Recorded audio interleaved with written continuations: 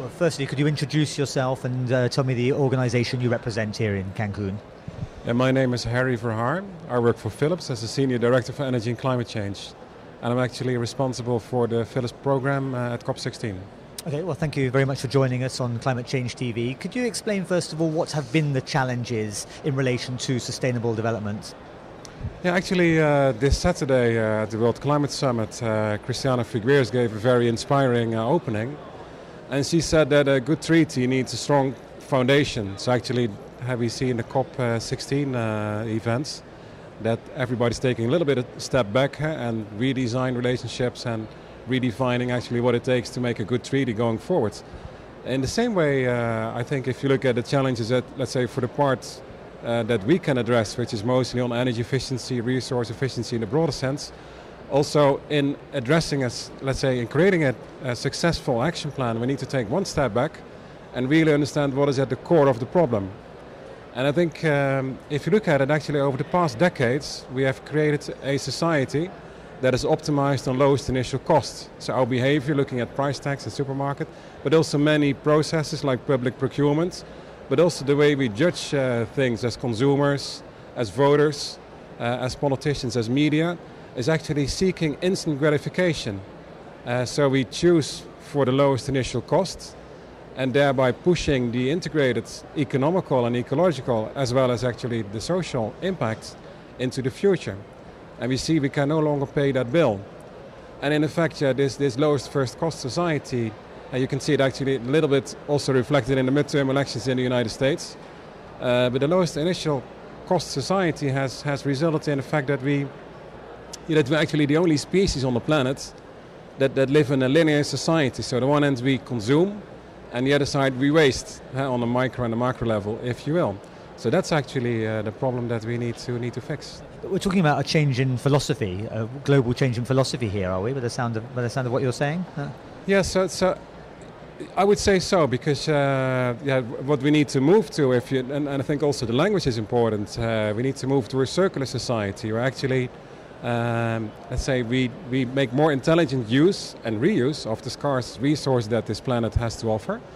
And it means for new infrastructure, which we're going to see a lot in new urban infrastructure, that it needs a new blueprint, let's say new designs that are much smarter, and where different functionalities in the city are, let's say, their interlinkages have been thought through, let's say healthcare, transport, energy, water, lighting, traffic, and the existing infrastructure needs a redesign. And this circular society, if you will, there's a lot of emphasis on the global threats of climate change, but it goes much broader. Because in effect, it's sheer logic to see that if we waste a lot of resources, energy, materials and water, it just doesn't make economic sense. So we deeply believe, and I deeply believe in climate change and that we need to act. But in effect, you don't have to believe in it to see that if you waste less, your products and your services will become more competitive. Okay, well, what kind of areas is Philips working on sustainable development? The biggest impact on a solution level that we can make is in lighting. Because lighting is actually a large part of global energy consumption. It represents 19% of global electricity. And we've analyzed not only for the incandescent light bulb, which people are well familiar with, and also the iconic phase out that is, I think, past its tipping point, that about 3/4 of electricity consumed by lighting is consumed in non-residential buildings and in cities, so like street lighting. And also there we see that old and new technology, they coexist, and the old technology is not phased out. And thinking about lowest initial cost society, it's something like you could call them the old technologies that are doing no good. It's a little bit like a candy box. So then initially it tastes nice, but after some time you need to go to the dentist. And it's the same with these technologies. Initially it's nice for the budget, but then over time it has only negative effects because the operational cost, take for instance lighting, 80-90% is operational cost, starts hitting you in the same way as candy affects your teeth. So actually we've made a whole analysis of the global switch to energy efficient lighting, and we see there that 40% of all electricity can be saved. And that has quite an impact because it saves, there's some numbers here, it saves about 128 billion euro in electricity costs. It can for part be used to finance the switch, but after that can be invested in education and healthcare and other things that are key for our development. But it represents also 670 megatons of CO2. So adding a little bit to the global requirements as advised by IPCC. But also it represents about 640 power plants. And we've been speaking with countries large and small. And if they can prevent construction of new power infrastructure, those also cost €1.5 billion each. And again, you see the economics of acting on climate change. So it makes a lot of sense. But what is even more important there is that next to these savings, you actually make a much more attractive environment. So coming back to cities, we create much more attractive, or if you will, much more livable cities. And there are more examples in that domain. So it sounds you've obviously got a pragmatic, economically sound solution to these problems. But are people listening? Are governments, local authorities? Do they listen? Do they implement these technologies once you've come to them with these arguments? That's good that you say governments and local governments, because we see in general regional governments and country governments, actually quite many, north, south, east and west, they have embraced the energy efficient lighting agenda. We've actually also early this week had a side event with UNEP, United Nations Environmental Programme, with whom we are engaged in an Enlighten program on phasing out of inefficient lighting for emerging and developing countries. And Enlighten says actually the two things. You brighten, you enlighten their future, and at the same time, let's say you reap the monetary and the carbon savings.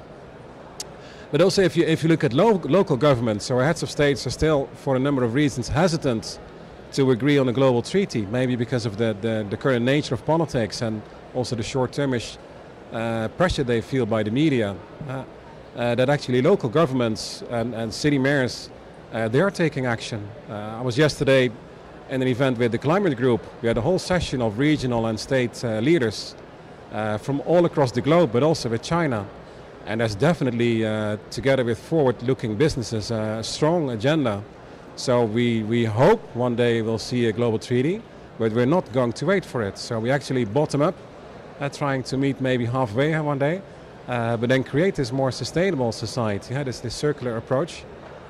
Because we think, despite all the setbacks and despite the delay that we see, I hope that also the media and consumers at large, they will see actually that there are many bits of individual good examples of progress that actually spark hope, but also bring the improvements that we collectively need for this and for next generations.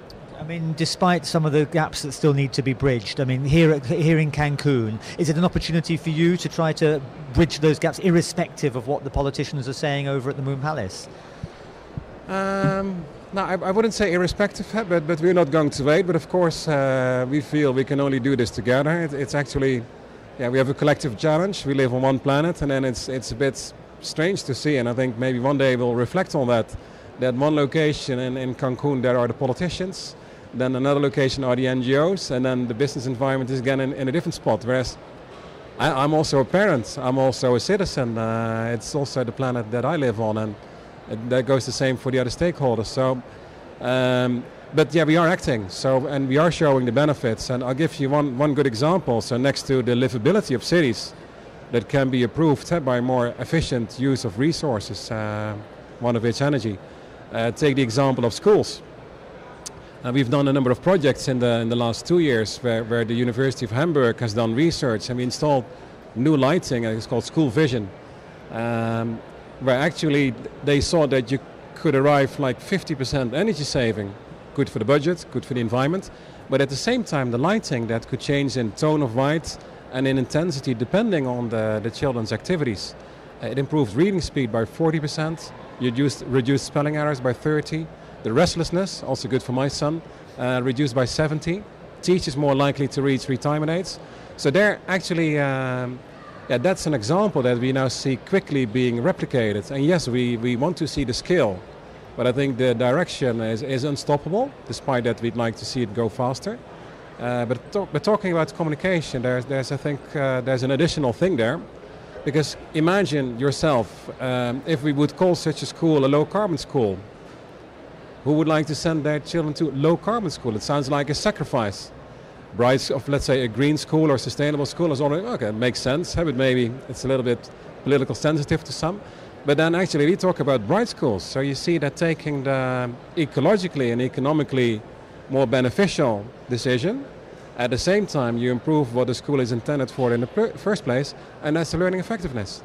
And we believe there are many more examples of that. We are creating that. We're also continuously trying to develop our thoughts, but certainly also in partnership. And there we have a number of partnerships, like with UNEP. I highly respect the work that Christiane Figueres and the team are doing. But there's also a saying that was used earlier this week by somebody from the Chinese delegation. It said, if you want to go fast, go alone. If you want to go far, you have to go together. Okay, that's a nice note on which to end. Thank you very much.